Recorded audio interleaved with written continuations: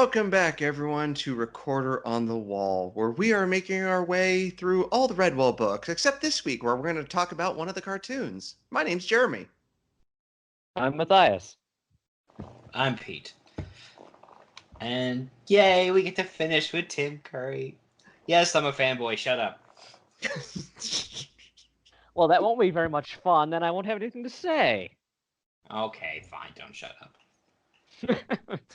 So, last time on No, sorry. I know I've done that joke before, but I don't ever tire of it. On Redwall Z. When we reached last time, Ironbeak had just get taken captive, so Cornflower, Rollo, and Mrs. Church Mouse. Yes. They'd all been taken captive, and Constance was practicing water polo with a bunch of magpies. Constance is like, I don't need to do any waterboarding. I'll just drop them in the pond. Or was she teaching them to swim? Just, kind of like a fight or flight thing? It failed miserably. Yes, it did. Well, if they had gotten the flight part right, they wouldn't have been captured in the first place.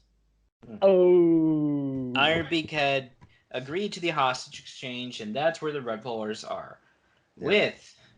And the Fellowship of Angry Parents is still a day or two behind of Slagar and the Slavers.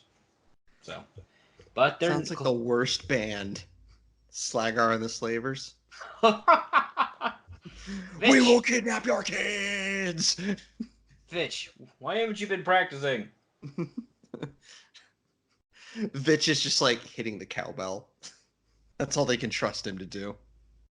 Yeah, they're a death metal band and he plays cowbell. Yes.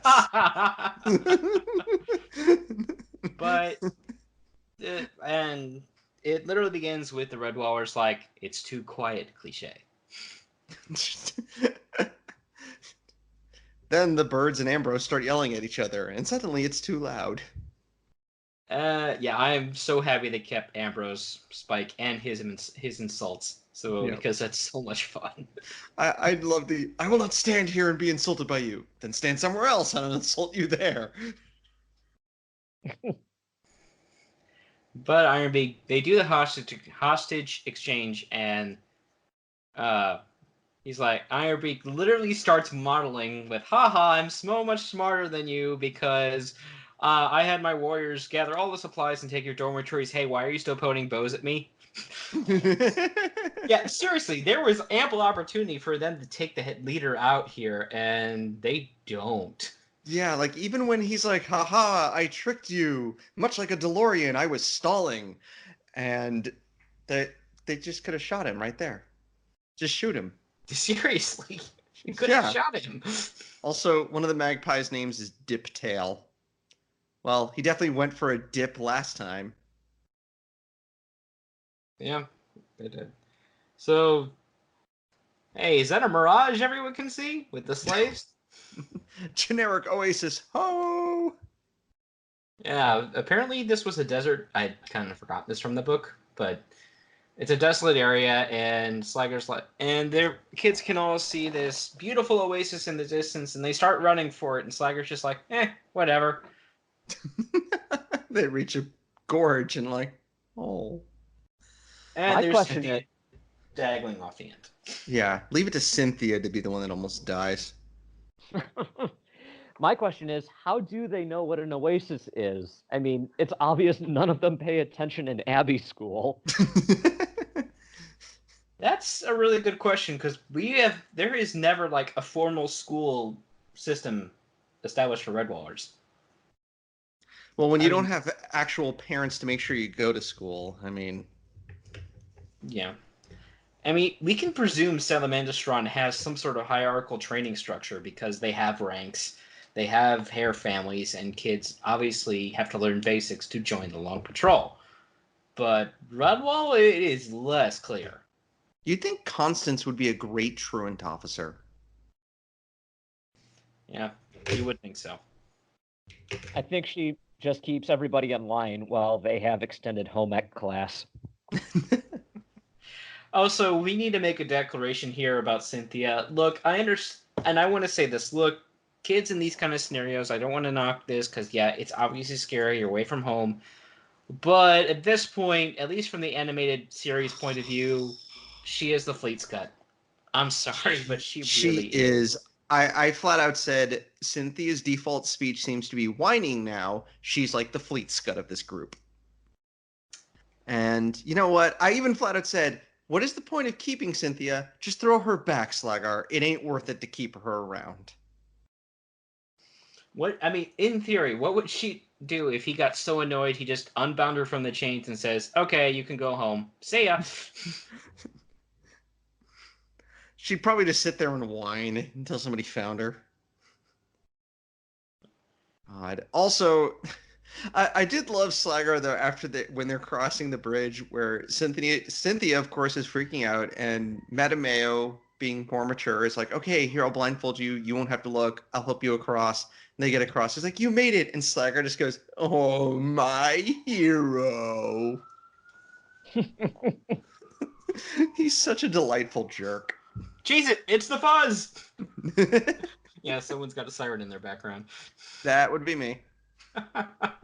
Better than trains, I suppose. So, or motorcycles. I live not too far from train tracks. It's the truth. Yeah. A car like revved its engine and peeled out earlier, and I was like, "Oh, is that Sunflash on his motorcycle?" Anyway, back on topic. As far as Cynthia's voice actor goes, I'm actually surprised at how well she does at making me hate this character. Because no matter what she says, except for one line in the final episode, which we will get to. We will totally get to. I despise you, Cynthia. Get off screen. But that's some fantastic acting if you could make me froth at the mouth like that. Good job. You know, even though he died partway through Martin the Warrior, I'd like to think that Droop had a kid at some point, and Cynthia is like their descendant. Oh. Ooh. That's how much I don't like Cynthia. Like, look, I get it. She's going through a bad time. Every other kid has grown up at this point. Every other character has like either just not said anything, Tim, or has like matured. Tess, Alma, Mattimeo. No, Cynthia. Meanwhile, I don't really like the artwork on her either. She just looks like a dingus. So it's just nothing about her is good. Slagar, you grab the reject kid. Throw her back. This is like when you go fishing and find the fish with like 8 eyeballs, and you're like, nope, no thank you. Jab, jab, jab, jab, jab. But I also want to point out, Slagar's crew, they're like, hey, we never bargained going across this rickety bridge. Oh yeah? Pull out your contracts. Huh. Well, I guess we did. I don't think they bargained for... Like, what bargaining did they do? They're like, Slagar, we'll follow you, but we have a few rules that we need to set in place beforehand, all right? One, you can't throw any of us off a cliff. Oh, you just... Okay, never mind. You just did that. All right, never mind. You can't throw any more of us off a cliff. We won't run through forests with crazy weird lemur thing. Oh, no, we're doing that. All right. But we will definitely not cross a gorge. Why are you throwing our only supply of water into the gorge? Oh, fine, we'll cross the gorge. My question is, if they knew about Malcaris from the very beginning, how did they not know about the chasm? Much less, yeah, that's an obvious oversight, especially since Malcaris, they didn't know about that in the book, and they sure as heck do here.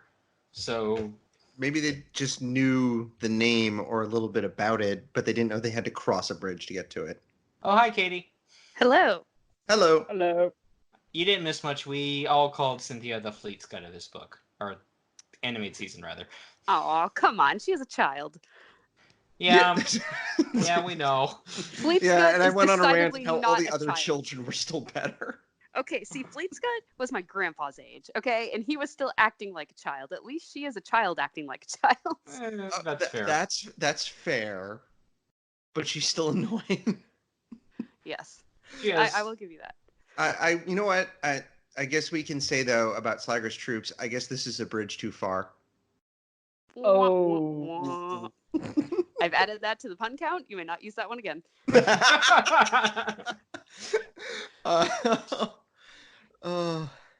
But we finally get the Red Walrus realizing, yeah, Ironbook took over dormitories in our infirmary and they're ripping our records up. Okay, that's great. But we don't have access to fresh water, so no one takes a bath. That cavern hole is gonna stink. All right, after 2 days, that's gonna. Oh. But on the plus side, Baby Rolo was adorable. Hashtag no baths for Rolo. Yes. Yes. Rolo was awesome. I will say, I love Rolo throughout this entire show. He is adorable. Yes. And I do have to mention something here because, and I had to double check against the wiki, but my entire image of Redwall Abbey, when I read these books originally and up until today, when I double checked, I always imagined Cavern Hole was kind of the basement level with earthen floors, if nothing else. But the show gets it right because the books have this too. Apparently, the floors are made of stone, which begs the question where they're tunneling out from. Exactly. Formal is very strong.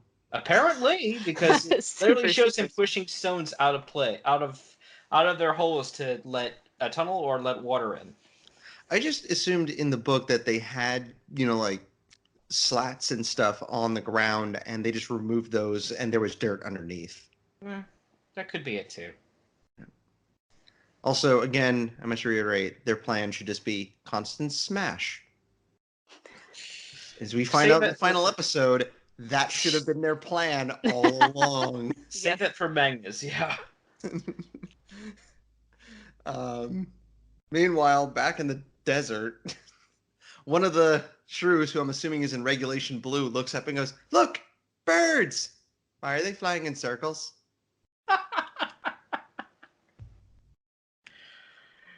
Yeah, I didn't remember the vultures, but yeah, they're here, and they try to grab Logalog, and that goes about as well as you'd think. Yep, as then Harry the Muse comes back. He's very bored. Sorry, Sir Harry the Muse. I forgot he was knighted by the Mouse Queen of England or something. I don't know. Who knights these people to make them sirs? I just always imagined he decided to call himself that. I will accept this. Well, that and he wasn't born a marm. So, Sir Harry is back, and he admits, hey, he's back, and he's like, hey, yeah, I'm pretty much bored. I'm gonna hang with you guys. So, what you need me to do? Can you pull up that rope down there? Sure. I can do something as mundane as that. No need to ask me to help you out with this riddle you have. Whatever. I'll do some manual labor. And there's a point here that apparently off air before we started, I didn't know that off screen they fixed, but they do. I was wondering because it's zipline, and we'll get to Orlando's funny bit in a moment. Where it's a zipline is effectively one way. They're moving from a higher portion of the cliffs to the lower towards Slagar, and I'm sitting here thinking to myself, like, how did they get back? One word: deforestation. Apparently, this is addressed in a later book that I've never read. So, okay. And we hear from Magnus comes up with a great idea. Hey, that's the mouse in armor that haunted that Clooney guy and is haunting me. I'm sure if we attack it, the Red Walrus will come to defend it. Yep. Just a little odd thing I noticed. When Ironbeak calls Mangus his strong right wing, he has his left wing draped over him. Weird. Yep. Just random. Also, to see all the rooks and magpies tearing up the books, it hurts the librarian side of me. It's like, oh, I'm sure. How can you do that to books? I didn't know books that was didn't a thing. Well, considering how little the Red Wallers seem to pay attention to the past, I don't think they were using those books anyway. Hey, wait a minute. True. This is all Ambrose Spike's recipes. Oh, that's what they tore up. And the Red Walrus come out to defend Martin, and it's a trap. Good call, Admiral Cornflower. And that's the end of episode 9. I mean, yeah, this is still good pacing, so nothing wrong with that, but yeah. Episode 10 literally begins with the Red Walrus defending themselves, and Ambrose Spike has become Sonic the Hedgehog. He literally balls up and rolls into birds. He learned the spin dash. He wasn't doing it at the speed of sound, though, so it doesn't count. So it's Sonic 3D Blast, then. But still better than Sonic 06. I was actually talking to someone. I was talking to a coworker the other day. We were talking about the Sonic movie, and I said I personally would have loved if they would have based the story of that off of Sonic 06's story. Oh, I know it's a tangent here, but my favorite bit to come out of that was Tommy Wiseau, of all people, who his Twitter account, he just loves to make jokes about Hollywood culture in general. And he posted the screen cap of Sonic and whoever the male lead is in the truck and photoshopped himself in and okay, make movie better now. Oh, hi, Sonic. I will watch the crap out of that. I still want to see Sonic 06 turn into a live action movie. It'd be just like the greatest train wreck of all time. Complete with bad camera angles. Back at Redwall, the rooks know to fly away when Constance bares her teeth. And she does. Oh yeah, we get the nice zoom in of. Her mouth is open and she does her growl, I guess best way to put it. Yep. And remember, this is based on Jake's grandmother. Oh my. And it's simple math. Constance plus frying pan minus crow equals awesome. There's a lot of scene jumping back and forth at this moment. Oh yeah. Where then it goes back to the slaves where Tess goes, I feel like we're being surrounded by some evil force. And then the camera pans out and they're literally surrounded by Slagar's forces. Like, Tess, it's not a feeling if you're actually surrounded. Yeah. And Mattimeo promises to get them all out of there. Yeah, buddy, you don't have a good track record for that right now. You're a literal child. What are you doing? And then, Crazy Rabbit. Yeah, Crazy Rabbit. Doom! My favorite game is Doom! Couple acorns short of a forest. Honestly, I think this character's been hitting the salamander strain because his eyes are bloodshot red. I see dead people. This stuff is great.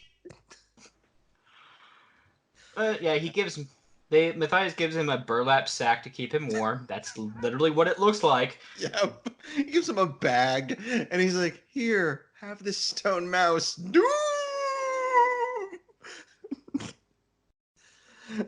Everyone's just left standing there like, all right, that happened.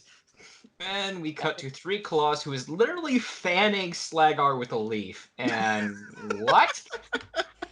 Actually, if you go back to 2 minutes 57 seconds as Slagar's gulping down water, the look on Three Claws' face is just like, I'm so over this. Why does he want me to be his lackey? And then Slagar's like, Three Claws, I think the others need watching, especially Vitch. And I'm like, I know he's technically trying to sow discontent, but I'm pretty sure if someone doesn't pay attention to Vitch, he'll just swallow his own tongue. Ooh. Well, yeah, I never got that. Like, why does he try to sow discord with Vitch? Because he's taking Vitch along with him. So, why? I always read that was kind of opportunity rather than deliberate action. Oh, so he just kind of decided on the spur of the moment to do it? Yeah. Okay.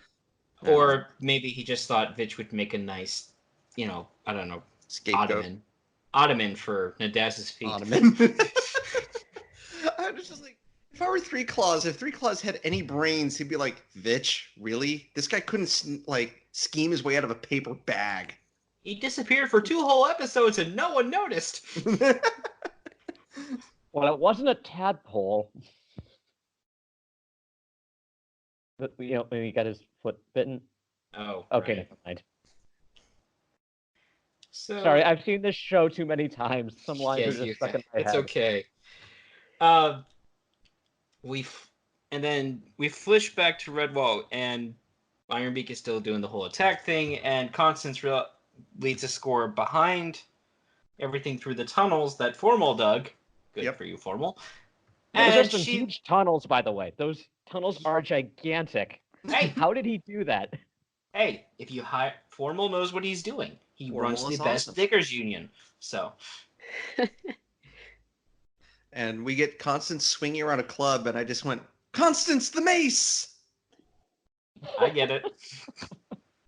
But yeah, Ironbeak and Magnus they don't even react. They don't even notice when Constance and the others run right by them. I noticed that too. They're like, yep, we're doing well. We're going to win. Wait, what? Like, all right, was that like an animation error or something? No, they don't even react. They're just like, oh, that happened. Oh, okay.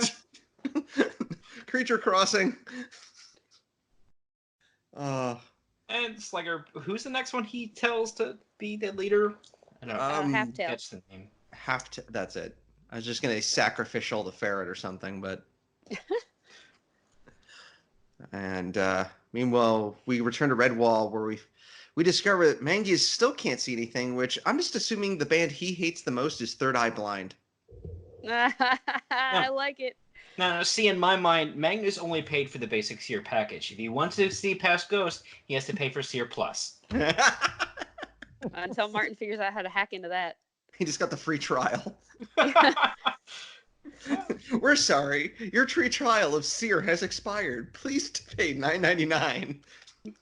And in the upper right-hand corner, you just see Hypercam 2 unregistered. Oh, that was good. And then they're like, sparrows, stop them. And first of all, I swear to God, it looks like they murder one of the sparrows outright, because one of the birds like claws it, it falls out of the sky and slams into the ground, but they drag it, the Redwallers rescue them, drag it in, and I guess it's okay. In the book, they did actually kill one of the sparrows. Yeah. I figured that was it. I'm like, oh, yeah, he's super dead. Nope, okay, he's okay. Woo! He's only Cartoon mostly magic. Yep. And Cornflower comes up with an idea, and they go to the gatehouse, and do. You found Martin's armor. It will help you scare the feathers off Ironbeak's birds. Hey, what has Matthias been doing to this thing? There's cobwebs all over it. They're like, hey, look, it's that shield that we never see again. And I would hope that's he hasn't worn the armor in 8 seasons, so yeah. I mean, yes, the book I actually outright explains that Matthias doesn't think the armor's good for traveling, and it's not. And he could have taken the shield, but fair enough, he didn't. It's more weight to carry. But yeah, because then if he did take it, Cornflower couldn't pull off one of the best parts of this season. Oh, yeah. And Vitch is back, and he's still a weenie. Or he's in a very abusive twisted parental relationship with Slagar, because his first reaction is, don't hit me! Yes. Yep. I just love this whole sequence where Vitch is like, ha, Mattimeo, you're such a weenie. Wait, oh God, let go of my tail. Why are you tying it up? Mattimeo ties Vitch's tail into a knot, shoves him forward, and goes, you're going to help us escape now. Just like, Vitch, you are such an unbelievable weenie. Even Cynthia could kick your butt.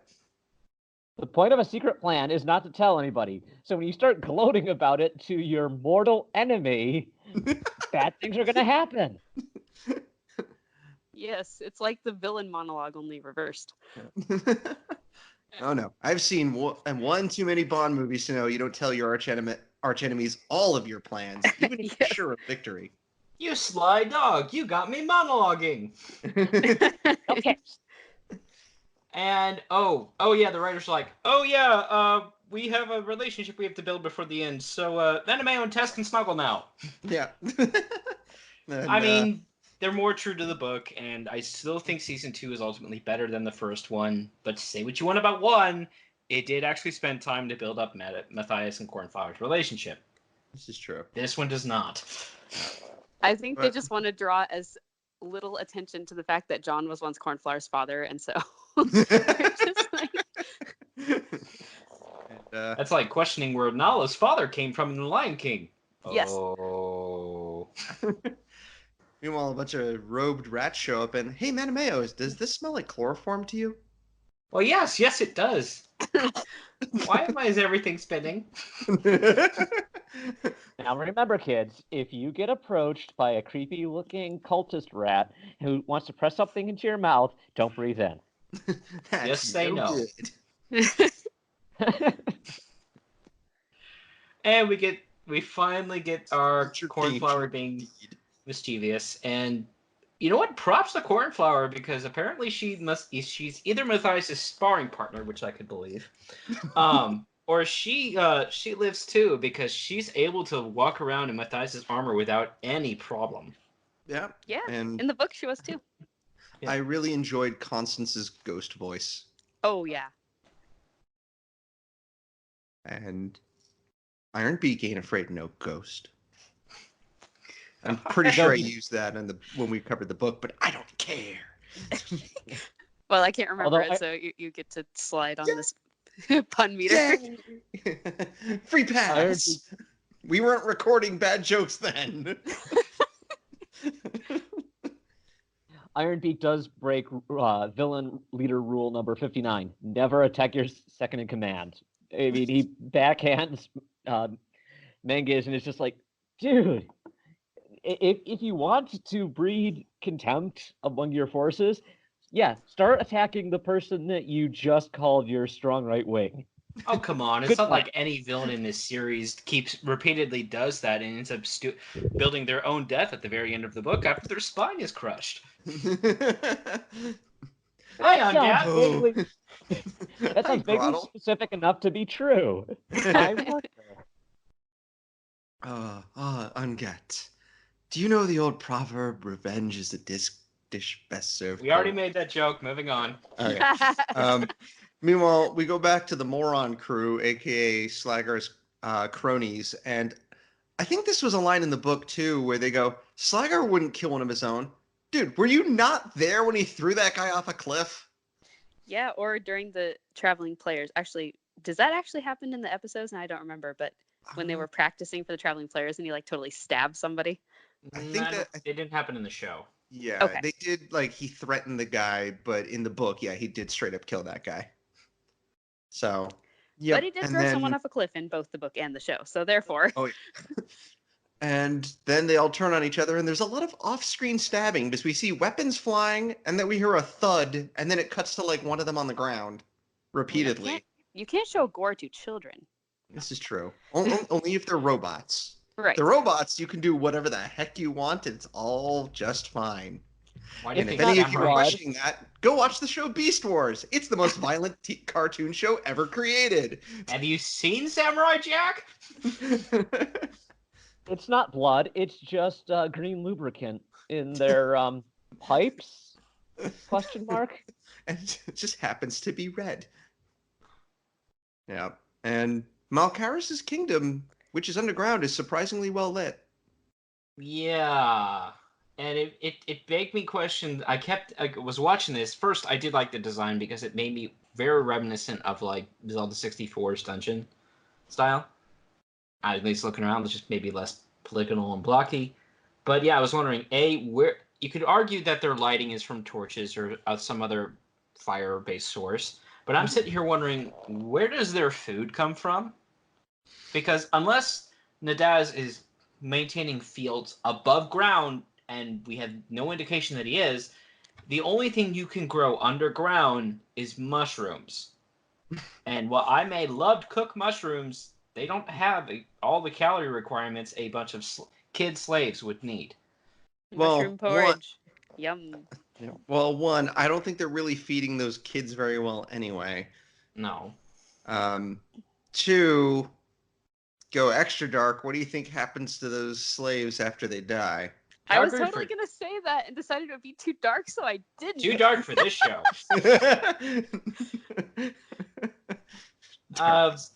Darkest thought.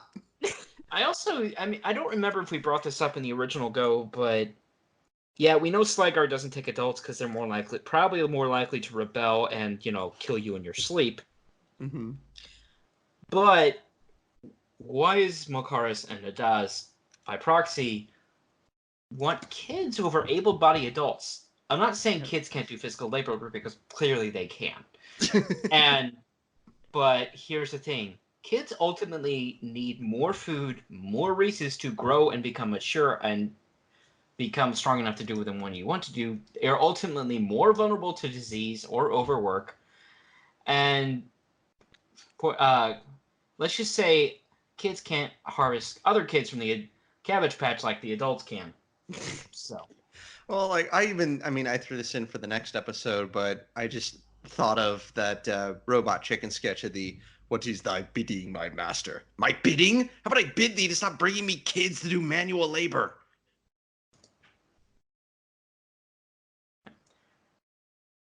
And yeah, because we finally see Markaris in the giant white statue, which actually looks pretty good. Yeah. It's not how I imagined it when I originally read the book, but no, I actually like the design. Yep. Yeah, it looks really good, but I want it creepier. I know it's a kid's show. I want it creepy. Well, if you want creepy, wait until we see what Malkaris actually looks like. Or the Wear It. Good lord. God, the Wear It. Oh my god. That thing. Well, let's get to that. They do throw the kids in the dark, but they don't explain why yet. I also love this line where Sliger, where he's talking to Nadaz and Nadaz to Malkaris, like, "I brought you many creatures." Yeah, maybe about 7. No, you didn't bring them that many. Yeah. And Slager's like, "I brought you a gift. His name is Vitch. He will be annoying." And Malkaris looks at Vitch and goes, "I was born in the darkness. You merely adopted it." What? They would understand that. No. And So yeah, they basically said, "Nope, he ain't good for anything. Chaining with the slaves. Bye, bitch." Slagar just kind of shrugs. He's like, "I don't know. I think it was worth a shot. Whatever." One other thing from the desk, he does not have his fabulous purple robe. Oh. No, he doesn't at all. He looks like he stole Marty McFly's vest over his gray robe. So. Was that a life preserver? Yeah, it's a weird design choice, but okay, we'll roll with it. Yep. Yep. And as the parent brigade up top is looking around, and she gets nervous, and I just love the line, "We must be brave, young hero. It says so in the riddle." And we reach the end of episode 10. Yep. Yay! And and yeah, that episode 11 pretty much picks exactly right that off. And again, props to how they designed Lomehedge for the series, because this looks pretty much like I'd expect it to. Yeah, this was good. And we get to see more of the child labor. Yay! Oh boy! I just want to. There's a lot of child labor in this entire franchise, actually. There is. I just want to add in one last thing before we completely move on from the episode. Uh-huh. The ending tapestry scenes, the crows. Do they look kind of like chickens to anybody? Just their posture, they look like chickens to me. Well, I know they were afraid of the ghosts, but you don't have to call them names.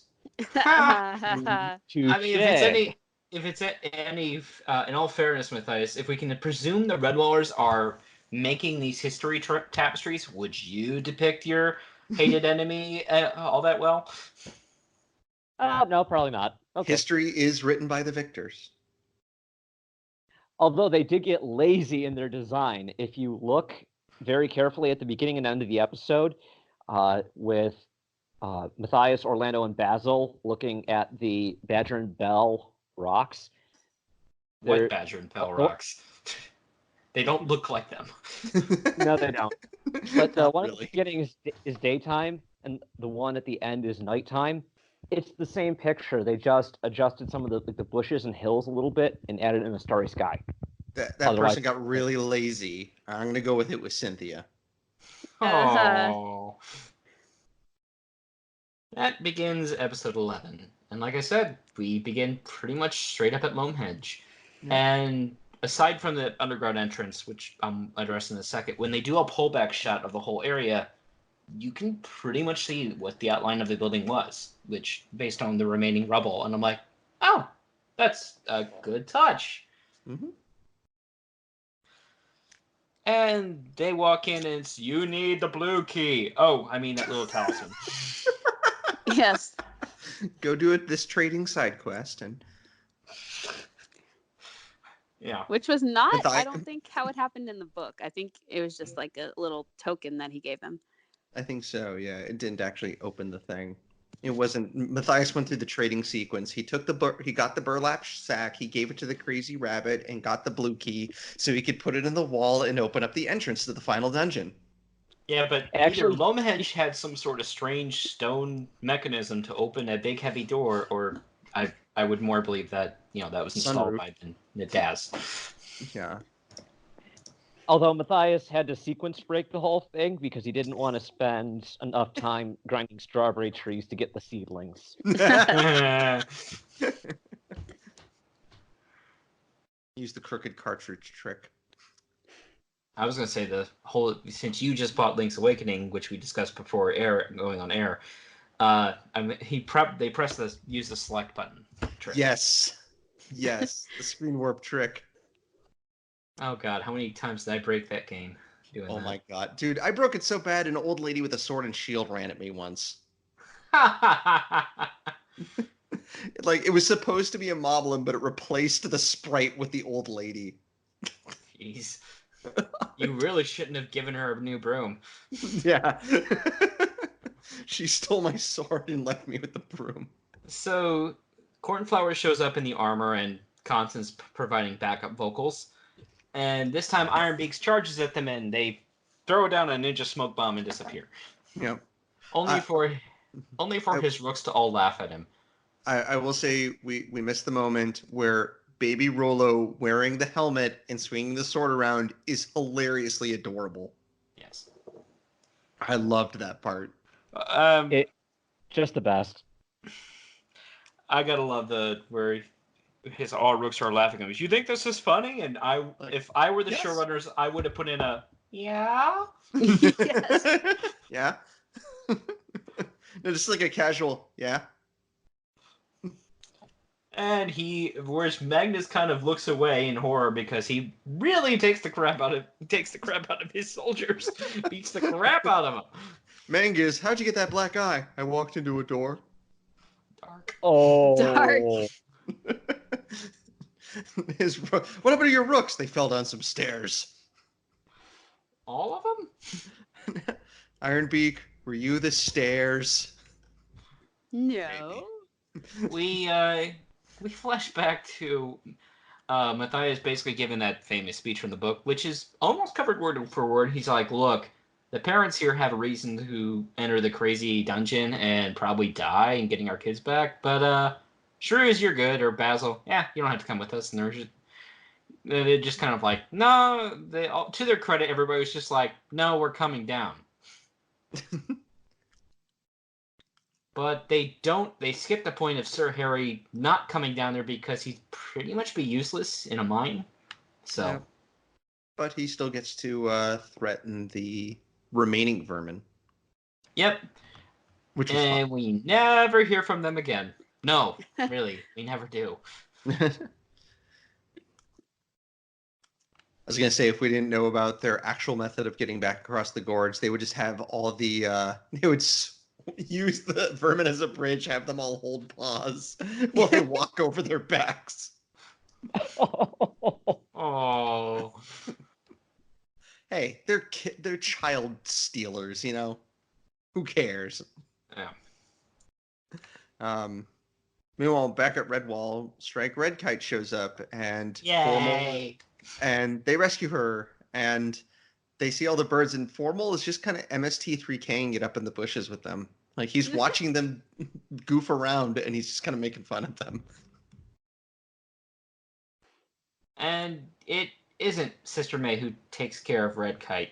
No, as we find out, animated Lame. Cornflower apparently has a better agent than animated Sister May, because she takes over the show at this point and takes over all of Sister May's parts, including being the one that repairs Strike's wing.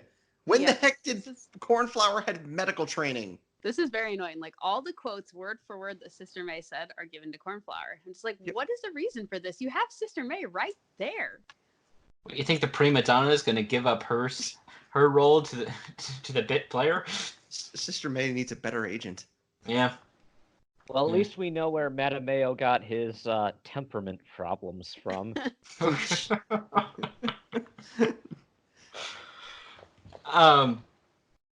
We also get the kids briefly back at Malkaris, like, hey, look at my sweet underground pad. You guys are going to build it for me, right? No. Why would we? Oh, well, that's your attitude. Go lock them away again. And Cynthia seems way too happy to starve to death. Hey, would you want to do manual labor for the rest of your short life and get whipped until you basically fall over from exhaustion? I'd rather that and have food than slowly waste away into a pile of bones. Yeah. You may have a point. But I had to double check. I honestly thought that was Cynthia's line. Who she finally showed a spark of it. Defiance. Oh, no, it was always Tess. No. They had it right. The book shows it was Tess. I checked before we started. So yeah, it was always Tess. What we don't get in this short scene is Mattimeo kind of chuckling at Vitch's fate, who's apparently, he's working as a slave. So. Meanwhile, after they're locked up, Matthias and gang just kind of run right past where they are. They're like, we need to find the kids! Wah! That is one of the most brutal scenes from the book, and they replicate it pretty well. Yeah. And then Slagar sees them, runs away, and goes, the Redwallers are here! And Malkaris, in a moment of being absolutely correct, goes, this is your doing, Fox! Okay, before you get to that, we do get the scene where Malkaris is like, so I'm going to give you 80 rats to play with. You go up topside, make yourself a fort or whatever. Just, guard my lands, and we'll see how you do at the end of this. And he's like, okay, that's a pretty good deal for Slagar. And we all know Slagar's duplicitous, and he's totally playing to basically seal them in and have base take over by letting them starve out. But instead of doing this as an internal monologue, he outright says it out loud right in front of the statue. And I can't help but think, like, one of the rats just kind of does a sideways look at him like, I can hear you. Or it's like two of them in the background are like, does he know he's saying this out loud? Yeah, man, just forget about it. It's fine. He's the bad guy. The big badger with the axe will probably kill him by the end of the story anyway. It's fine. It reminds me of, I don't know if any of you guys have seen Glee, but in this one scene, one of the characters is like talking to herself, like, finally, it's a new semester of school, blah, blah, blah. And they're like, Brittany, who are you talking to? She's like, oh, I thought I was doing a voiceover. And that's what it reminded me of. Actually, it makes me think of Austin Powers, where after he's unfrozen, he just like says this whole monologue and goes, I wonder how I can tell them that because of the unfreezing process, I have no inner monologue. Actually, did I just say all that out loud? And they all like, no, it's fine. Long story short, but Jeremy and I, where we first met online, was one of the oldest Sprite comics, and that was a running gag where the villain would monologue out loud, only for someone to be right behind them. I think the funniest one was where one of them actually does check to make sure no one's there, and then leaves like, nobody will hear me. And then it pans over, and then the next panel is the one character that can't talk was standing there. Oh, man. So, yeah. Back to the angry Fellowship of the Angry Parents. They run right into Slagar, and he's just like, oh, crap. Hey, have you met my new friends? Here you go. He pushes them forward. Have a rat. And, yeah. he And runs back. Matthias- He's like, "The Redwallers are here. This is your doing, Fox." Now, Well- Karis is absolutely right. Why don't you just kill him now? Sagar does literally nothing for the rest of the show until the final episode. No, he does, because he grabs a rat spear and flings it like a javelin, and there's Log with the sacrifice play. Which is different from the book. Message for you, sir. But in the book, Log just takes a hit to the throat. Yeah. Which I do kind of like this better, actually. This is pretty good. I mean, it's definitely more in character with Log. He's basically risked his entire tribe to join this and put down this slaver, and he personally takes a blow for his friend. Yep. And after the shrews medevac him out, Matthias does the whole, "Hey, I challenged you guys to single combat. Send one warrior against me." Oh God. And dear God, the were-rat has it has no fur on its arms. It's just gross looking. And because it's the villain fashion, he's wearing bracers and a belt with little spikes on it. How do you sleep in that? Well, obviously he takes the belt off. But yeah, the Weird is comparably sized. He's bigger than Clooney. He's bigger than pretty much any other character. This is Matthias, as skinny little Spider-Man going up against the Hulk. This is more like Spider-Man going up against Abomination. Jeez. I found Matthias' dad. that I found it interesting that they pronounced it weret as that's not how they say it in the book. It's It French. makes it sound sort of like Italian, like I am the weret. Sorry. Oh, so he has a silly French accent. Hello. Bonjour. I am the weret.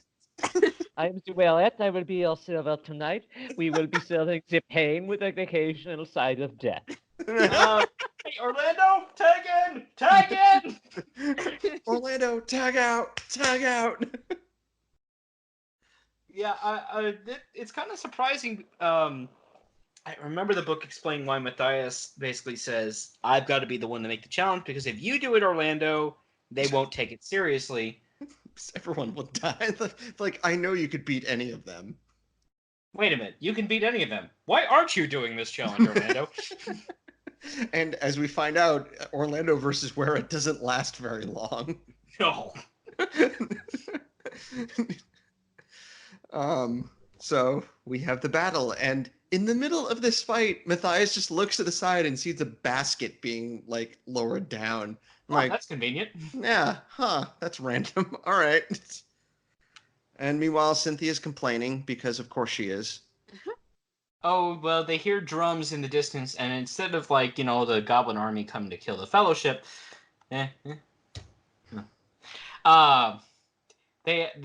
Cynthia, even Alma, is just like, well, I guess they're gonna eat us. It's a bit quick. Oh, so Katie, you and I weren't thinking darkest joke. That actually is said in the story. No, it is. Yes. Okay. And we do get Nadas also is a dirty cheater because he trips Matthias at one point. Yep. And there's the shrews. Yep, Log as his final act, just like in the book, finds the kids. And I really hi like kids. that. Yep. Yeah. Bye. I found this was just as moving as in the book. Actually, I think when Methuselah died in season 1, I was like, okay, that happened. But for this, it was actually made me sad. Yeah, they gave him a really good send-off. I mean, it's about as good of a death as Log, unless you're old and dying in your sleep. It's like he kept his promise to his friend. He found his sons, and yeah. I die happy. Yep. And you, whatever your name is, you're the new Log, even though you've never been mentioned for the entirety of the story. Put on a gold shirt. Gold shirt. You've been promoted from red shirt to gold shirt. But the death of Lug-Lug's kind of a mood whiplash because it's yeah. like they're playing all this really happy music. Oh yeah, the kids are rescued, and suddenly it's very somber, and Mattimeo's Yeah. crying, and it's like, dude, Mhm. couldn't you have just like tweaked that a little bit? Maybe added like an extra 5 seconds of silence in there for the gravitas. Oh, I've seen worse. You should see the ending of Final Fantasy 13 too, where they keep playing the happy music even when the main character dies. Ooh, Yep. oh. Okay. Whoops. Yep. It's like the game didn't notice. Oh, And yeah, so we're in the start of episode 12 for the record. Yep. But and we get Mangas, aka the worst liar ever, where Ironbeak's like, "Have you started seeing your visions again?" Yeah, I definitely have, and I paid for we're gonna Spirit win. Plus. I used your credit card, boss. I What does it mean it's declined? I'm totally getting a vision here. Yes, yeah, you're gonna win. Yeah, totally. Don't hit me again. Please don't hit me again. Don't hit me again. Ironbeak is like, "Okay, I believe you." Really? That works? Wait a minute. Why is he leading? Why am I not? And there's a lot of jumping back and forth in this section because we go from the fight underground, we go to the kids being rescued, and then we go to Mangas and Ironbeak. Then we quickly go down to the basement with Strike and Cornflower stealing Sister May's thunder. Then we go back to the underground battle with Matthias, and then the next change was so abrupt. I honestly thought Rolo at the top of the stairs was in Malcaris's cavern.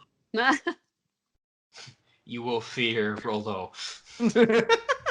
Speaking of fearing kids, when the kids finally do walk out and aid the parents, I mean, I love it. There's this brilliant moment, and like I've mentioned before, I could hear the Wonder Woman battle theme. Alma is dual wielding swords, and she just jumps in to help her dad. Like, "Hi, Dad." Which, yep, and Matthias. They go back to in Redwall. They're talking, and they're like, "Matthias will be fine." Abrupt change to Matthias getting choked.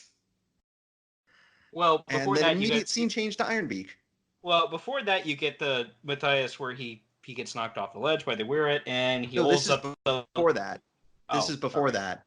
Yeah, he was getting choked out with so he chops the Werit's spear in half, but then the Werit then just like puts the spear around Matthias's neck and starts choking him. Yep. Which that's actually pretty brutal for a kid's show. Even yeah, for that this happened in the book. Yep. And yeah, the fight basically ends with Matthias getting bounced off the ledge and falling down, down the rope in the basket. But before he does, he holds up a little sign that says, "Yipe." And then you hear the whistle sound effect. I was going to do the goofy yell. The Yahoo! And then Orlando is pissed, and the Werit's like, "I won." Oh God. Angry Badger. That's the end of the Werit. Orlando just one-shots him. And we go back to Ironbeak in his own jacuzzi. No, really. It's not a jacuzzi. It's just a bird bath. But he's just sitting there he's taking some me time. Splash Ironbeak's taking a bath. Yeah. Magnus just has to bother him. So. Then why is there a bird bath on the Abbey lawns? Seriously, it's like the sparrows can just use the Abbey pond. It's right there. Why? I don't get it. Maybe they're a little iffy because the last sparrow that went in the pond sort of died. King Bull? Mm. Bull Sparrow's body, I think, was left just kind of floating in the pond. Yeah. So. What? Salamandastron did it with Stonefleck Lake. No, Stonepaw Lake. Stonefleck Lake. Stonepaw. Stonepaw Lake. Yeah, Stonepaw did fall to the bottom of that. Yep. And then they drank out of it later, which is kind of weird. Gross. Yeah. Yeah. And then we go back to Malcaris's caverns. Like I said, there's a lot of jumping back and forth. And they bring the description Malcaris was gross to life. This thing is horrifying looking. He's a little perturbed. Matthias is just like, ew, you got mange or something? Yeah. Gross. He looks like a leper. And then the kids see him and we're like, rock, rock, rock. And they bury him in rocks you only see his hand hanging out of all the rocks. And Matthias is like, I will free all of you. And during a sequence of Matthias freeing the slaves, you still see all the rocks piled there with Malcaris' hand hanging out. And unfortunately, we don't get a end of the movie post credits with the hand bursting out like it's the Shredder from the original Ninja Turtles movies. But yeah, Malcaris doesn't last very long. He goes down pretty quick, and then the slave kids, they're happy to be freed. And even the slave otter is wearing more clothes than you, Winifred. And they're like, I wonder how the others are doing. Cut back up to Orlando just killing everything. I think Orlando gets the biggest body count in this show. Yeah. Yeah, that sounds about right. And he still gets the work wrong. Yes, and that's annoying. Yeah. But if you look at some of the background rats, they were obviously outsourced from Clooney's leftover troops. Yeah, if you look about 18 minutes in, you got they're wearing the black jerkins with the old style Viking helms, the ones with the horns. I'm gonna go look at this now. I gotta see it. Yeah, while he does that, I do want to call attention. When the scene where they drug strike Red Kite is actually pretty funny, because it's literally she chugs an entire barrel's worth of water and she's like, "Oh, I feel funny," and literally falls over. How strong did cornflower mix that? Yeah, once again, that was Sister May's thing. I know. I'm not happy about it either. So I got a question. Why in the earlier episodes when Sister May was, because cornflower was hostage, huh? Yep. That's why. Aha. Poor Sister May. If cornflower is missing in action, then she gets to shine. Otherwise. Cornflower is Poochie. When cornflower's not on screen, everyone should be talking about cornflower. Where's cornflower? Actually, I was going to say that Sister May is cornflower's understudy. I could just see like a behind the scenes set page where you got cornflower in those actor chairs and with Sister May next to her reading the script. Like, hey, wait a minute! I thought why is my name scratched out and your name put on here, cornflower? And just from a feminist perspective, I'd like to say, like, the writer's like, well, we have Constance and we have cornflower. We can't have another awesome female character. That's too many. I mean, Jess is there, but she's just an average writer. So yeah. Though I will say I do like Strike Red Kite calling her Corn Flounder. Yeah. It sounded more like conflounder. We also get before all this happened, we get Ironbeak talking to his troops again, and he goes for the Michael Keaton Batman entrance and breaks through a window. And I know this.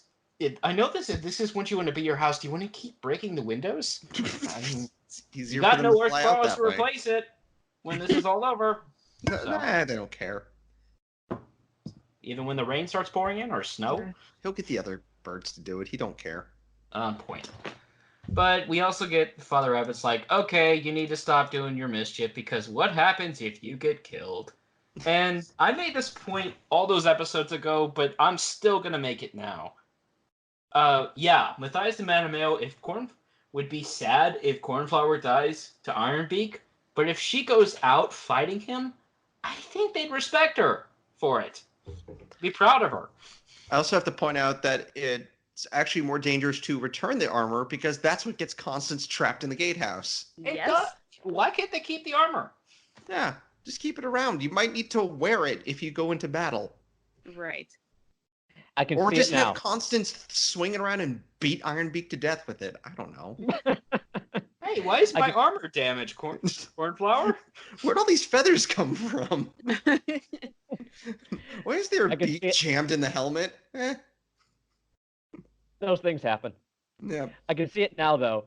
You know, Cornflower gets caught. It's like, let's see who this ghost really is. Mousewife, Cornflower. Yes, and I would have gotten away with it too if it hadn't been for those meddling ravens. Nice.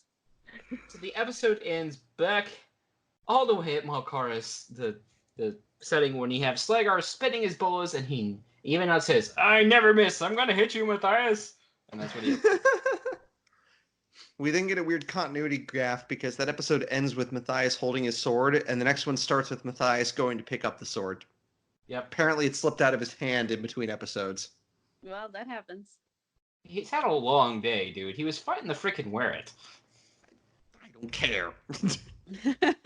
And then Slagar's bolas trip up Matthias. And if you follow the book, Matthias should no longer have leg bones. But we're not following. Why didn't he just throw it around Matthias's head and kill him? Because he wanted to gloat. I mean, that's what every villain wants to do before they kill their adversary. Oh, Slagar, you do this every time. Yep, and before Slagar can take his long-awaited revenge on Matthias.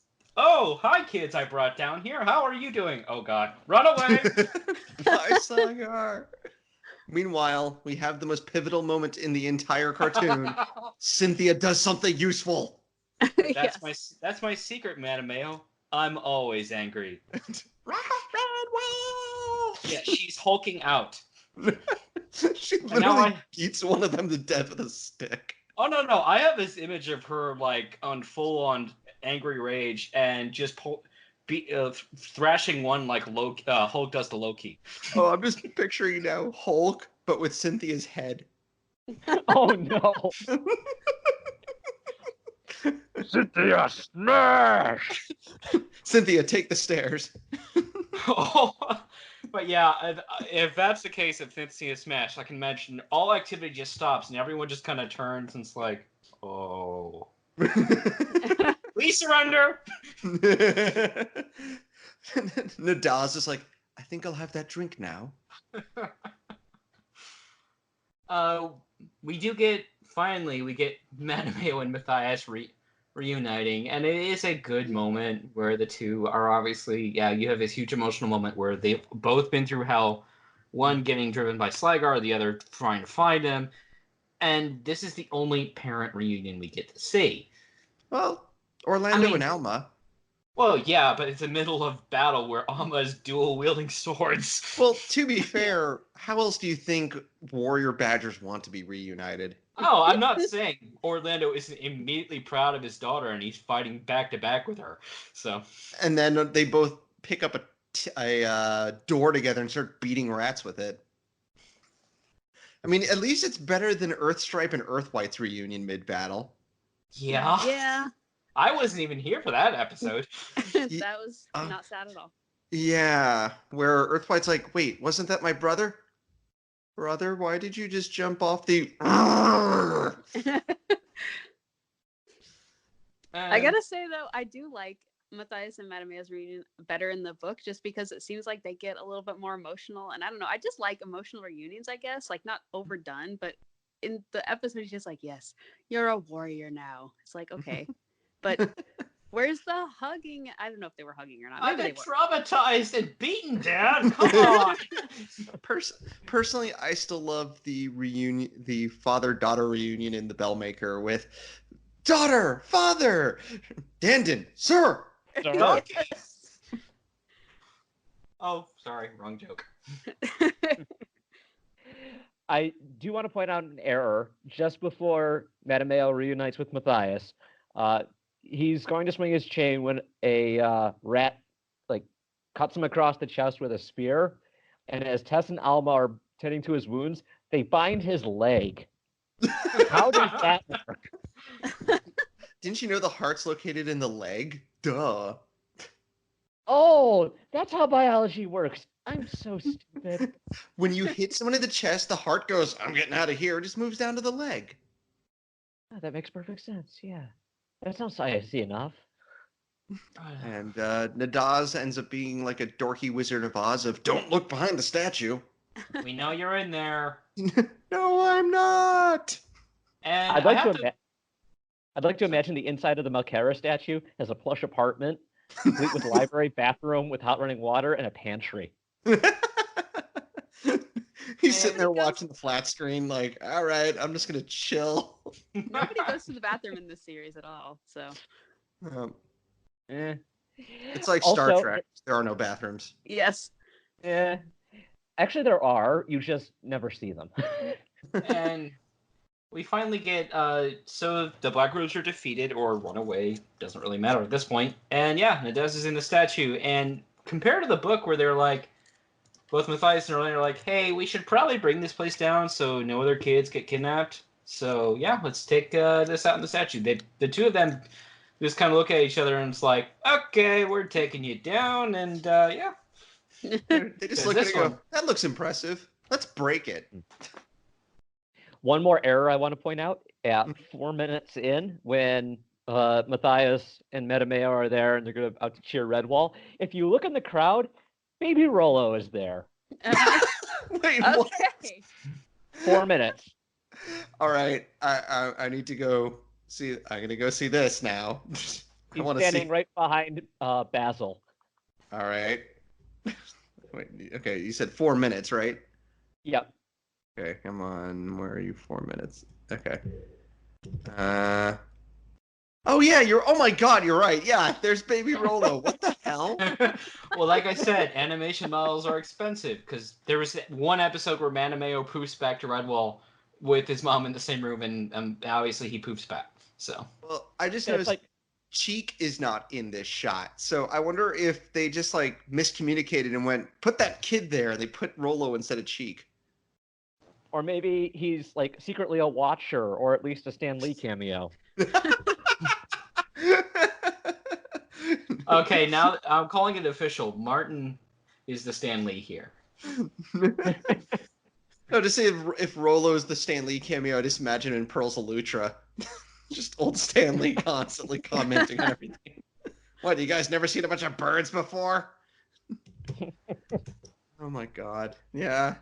Rolo's like, I'm here too. Where did you come from? They even Yeah. animated him raising his arms. Yeah. We also get at this point, Vitch finally shows back up, and he's obviously seen some stuff. I'm Yep. using the G-rated version because his face just looks like he's been through hell. Oh, and you know what? He's still a weenie. Oh, I'm not saying he's not. Yep.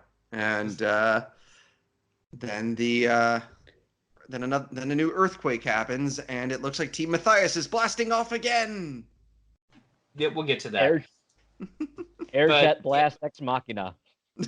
Here's the thing: it's not nearly as intense as the book writes it, where it's clearly the cave is coming down and everybody's running for the exit, and it's this really tense scene where they're not sure they're going to make it, and everybody gets out except Matthias and Orlando, and then they get shot out like a cannon.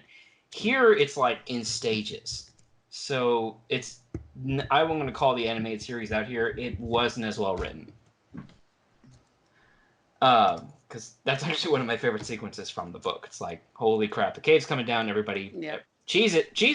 So they definitely saved a lot for the final episode.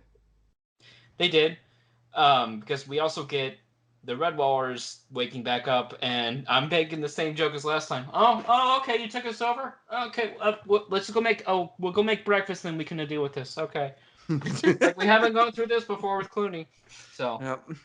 Oh, you locked up Constant somewhere? I'm sure that'll last a while. And however, so apparently Sister May is also Cornflower's stunt double because she's the one that attacks and gets kicked away by Ironbeak. Which is from the books, but yeah. No, I know that, but it seems like Cornflower didn't want to do that scene, so she's like, no, my understudy and my stunt double can handle that. Yep. Stunt double? What? I just want to take the fun parts where I don't get hurt. Really, Cornflower? You don't want to do your own stunts? I mean, Tom Cruise does his own stunts. Are you that much of a prima donna? This is the one scene you actually want to follow the script for? Apparently. Yep. And Strike goes, "You hurt Sissy May," and I'm like, "You haven't called her that the entire show because you haven't seen her the entire show." Right. And then we also get another deviation from the book because Strike at first like kicks Iron Beacon onto the floor, but then all the other birds hold her down. Yeah. I don't remember that happening in the book. It doesn't. No, Okay.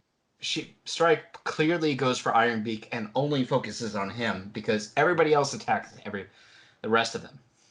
And then to disrupt this, Constance runs in, and as I said from the start, their plan should have been Constant Smash. Well, Constant Smash, and she beats every single bird. She one-shots Mangus. Just punch. She must have rolled a natural 20 there because, yeah, we don't see him again. Yep. And then Ironbeak tries flying away, makes it outside, turns around and goes, "Oh, that bird is gone." And, oh, God. And Yep. bye, Ironbeak. And he unceremoniously falls to the ground, where I'm imagining him slightly dug into the ground with his feet in the air. He fell into an Ironbeak-shaped hole. Yeah. Like a cartoon. Yeah. Yep. Yeah. And then back at Redwall, they're like, "We won! Dancing time!" Yep. Yep. And then back to... Oh, we get everyone's out except Orlando and Matthias, but this time they must have used the Zelda transporter because blue light shoots out. And it's like something out of Zelda 64, and they get shot out, and yeah, Matthias bounces through a tree, and Orlando bounces on the ground and rolls a long time. He's got to have some broken bones. So, I know he's Orlando, but... Yeah. And then Vitch runs away, and Matthias is like, "No, Mattimeo, let him go." Then Slagger steps up out of nowhere and throws his bolas and kills Vitch. And nothing of value was lost. Nope. Vitch died as he lived. But again, to repeat my point when we covered this the last time, Mattimeo literally wants to charge after Vitch and give him the beating he rightly deserves, and his father holds him back. When Slagger shows up, both dads fall into an angry rage and chase him anyway. So it's okay for Matthias to do it, but not his son. Yeah. Be merciful in victory. Is that Slagger? Death to the slaver! Kill it! Kill it! Aw, it's bringing love. Kill it! Kill it! And we get a really kind of cool moment where Slagger picks up like a boulder, throws it at them, and Matthias and Orlando just chop it out of the air. Like, okay. But unfortunately, Slagar took lessons from the Disney School for Villains, and too bad that automatically enrolls him for a Disney villain death.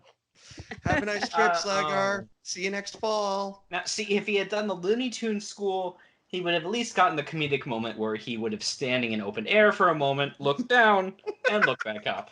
Holds out a sign that says, "Uh-oh." But yes, I gotta say, Tim Curry's final scream was fabulous, though. It was. It was great. It was.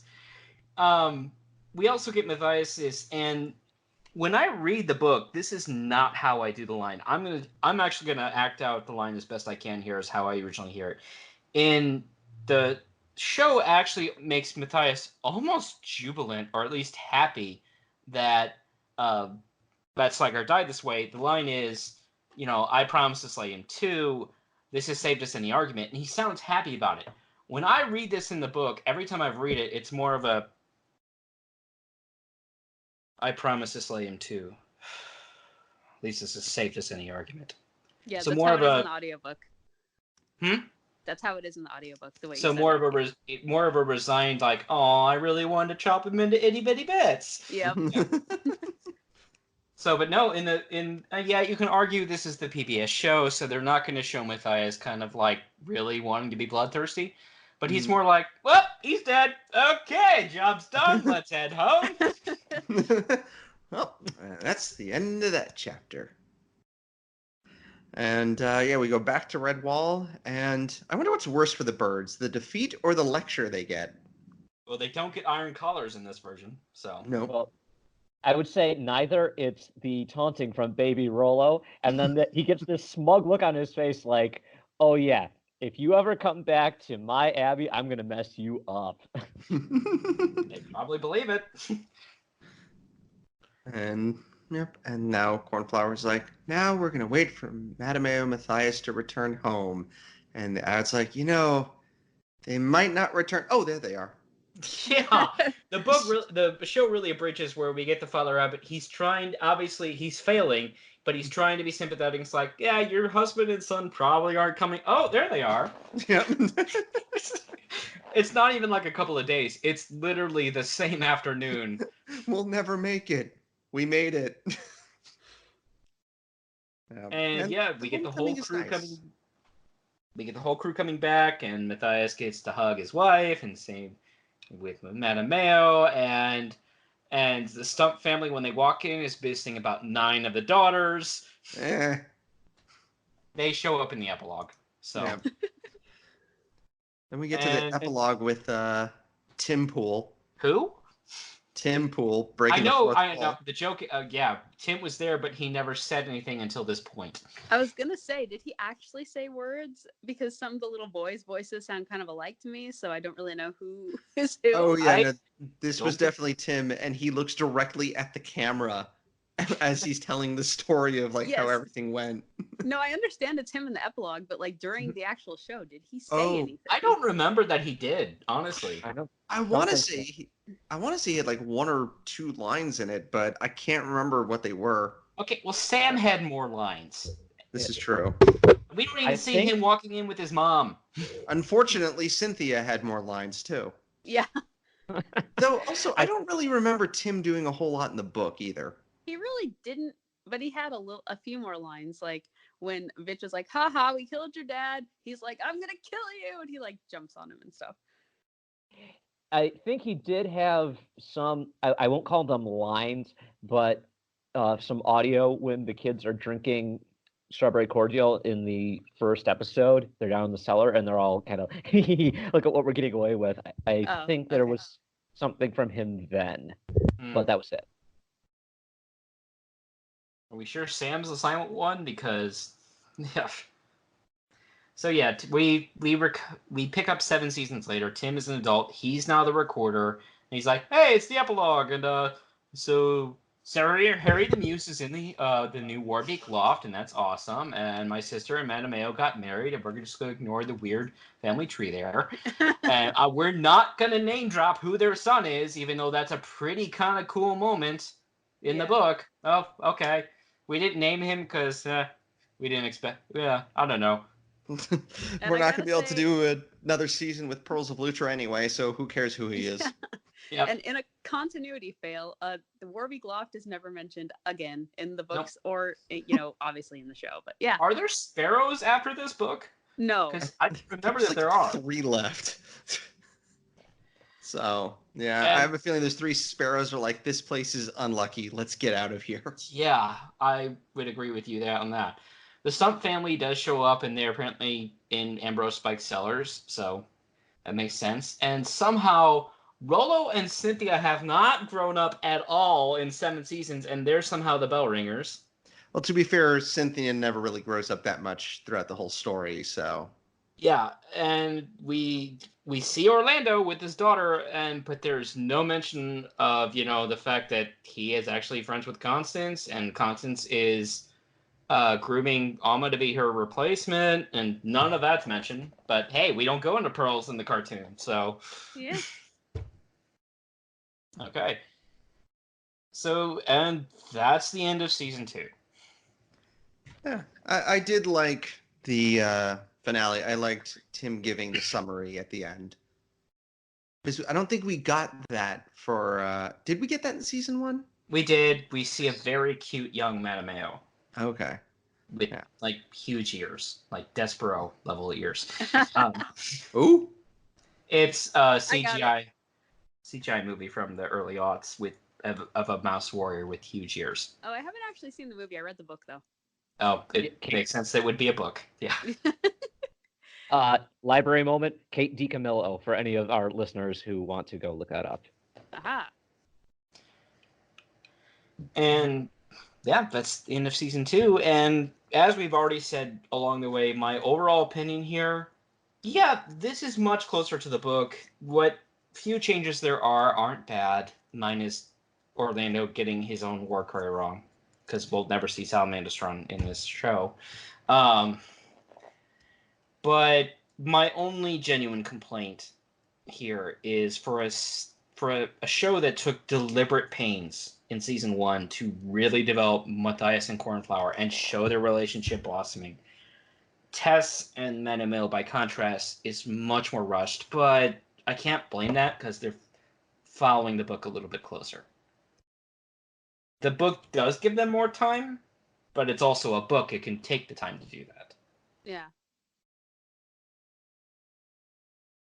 What are you guys overall thinking for this season? Well, I like it. There were definitely some more problems than I remembered. Then again, it's been probably over a decade since I've actually watched it. But there were a lot of moments that came right back to me as, oh yeah, I remember this. This is a great moment. Or little appreciation for the animation touches here and there, like the river scene underwater with Cheek and the piranha. That looked really good. I don't know. Maybe it's just because I was watching it with a more analytical eye to discuss it here. But when I originally watched it, I think I would have given it a 9 out of 10. I'll scale that back to like somewhere between a 7.5 and an 8 out of 10. Still something very enjoyable. Not quite the target audience anymore because I'm a little too old for that. But it's still something that I very much appreciate. And under the circumstances, with the context of it being the late 90s when it was developed, I think they did a great job. Yeah, I liked this much more than season 1. I think they saved a little bit too much for the final episode. Like, if season 1 sped through most of the stuff too quickly, this one might have taken a few things a little too slowly. But overall, the pacing was really good, and you could tell that they learned a lot from the first season, including not to introduce original characters. But yeah, and also Tim Curry was excellent as Slagar, and yeah, overall, like, some of the things definitely I pictured differently in the book than they showed. So the whole sequence where after they cross the bridge and get out of the oasis, I pictured the rest of that as just mostly barren rock. Like, not a whole lot was really growing over there, but in the show, like, a lot of it was still very green. But yeah, no, overall, I really enjoyed the season. This was definitely fun.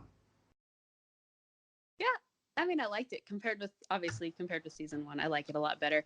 One of my only major issues is the fact that there can only be a certain number of female characters who get good lines, and if other female characters do have good lines, they get pawned off on other female characters that we already know.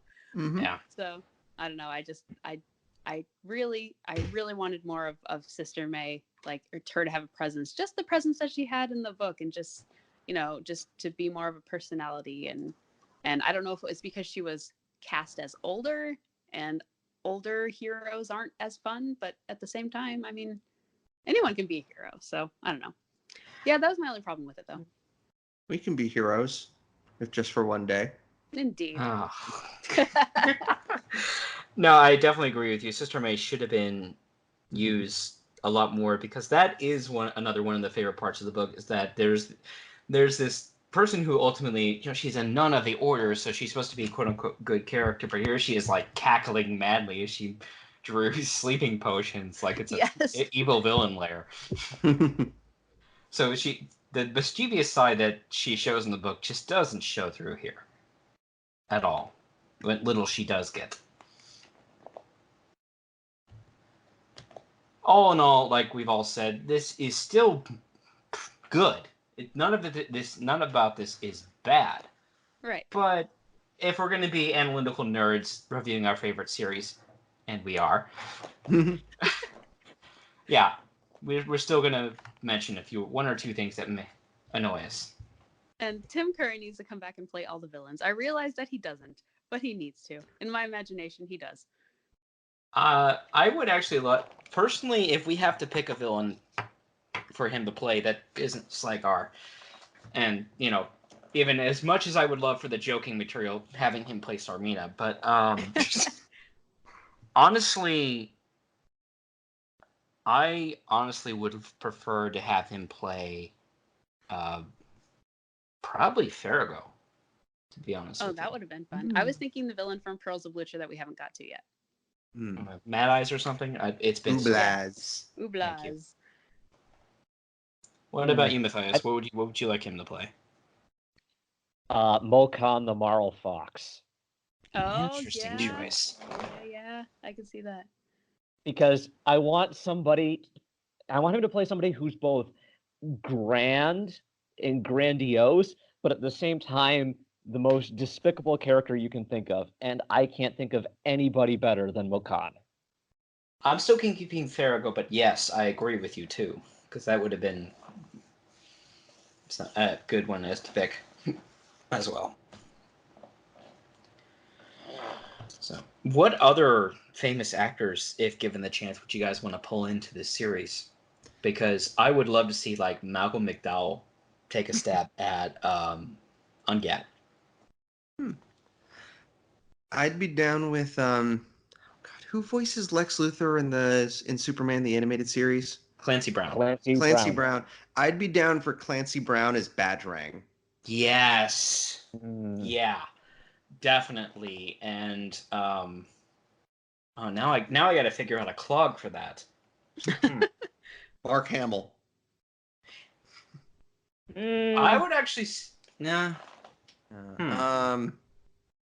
maybe. I mean, Mark Hamill, he's got two villain voices. He's got Joker, and he's got Firelord Ozai. I want to put Dame Maggie Smith somewhere just because I love her, but maybe Abbas Jermaine. I don't know. Could she play a good bad guy though? Like, could she play Sarmina? I don't know. I think she'd be a good Abbas Jermaine. I'm trying to think of who a good clog would be. John DiMaggio. Yes. Ooh, yes. Yeah. His Joker voice, actually, not Bender or Zog or any of his other. Yeah. But, yeah, definitely. My splintered wooden clogs. But no, his John DiMaggio and Under the Red Hood, he got a turn at Joker, and that was really good. Yes, he was awesome. That was a good movie. Yeah, it was. I'm thinking Yuri Lowenthal would be great as Tamo from Long Patrol. Ooh. Nice. I'd be down with that. I mean, we can cover more of it. I'm happy. We might like this is actually potential for an entire episode. Oh, yeah. Well, we might as well make this say this out loud, because I know we've already mentioned on show, but before we get to our October project, we are going to do a recap ep and fan questions. We've already gotten some, but we would love more. But no, let's actually make this a topic here. Let's go over actors list and talk about major roles. Like, even if we want to recast Slygar or Clooney or whomever. Yeah, and if you have ideas of famous voice actors or actors that you really enjoy that you think would fit a specific role in Redwall, send in your suggestions. We will read them out on the show and talk about them. I was gonna say I'm gonna recast animated series Clooney with audiobook Clooney. Yes, I'm behind this. I am in full support of this. Silvermord has to be Gwendolyn Christie. Yeah, definitely. I don't know who that is. I don't know who it is. I'd say Jennifer Hale as Mariel. Jennifer Hale's an amazing voice actress, so I'd say her for almost everybody, but I actually want Sarmina to be voiced by Glenn Close doing her Cruella de Vil voice. Yes. Ooh. Nice. Because That was the right level of crazy. Just like, I don't want to be in the room with you right now. Let me go. All right, last one, because I know we probably have to move on. I would say for Gabul the Wild, Joe Pesci. Nice. Mm. Michael Fassbender for Klitsch. Young Magneto.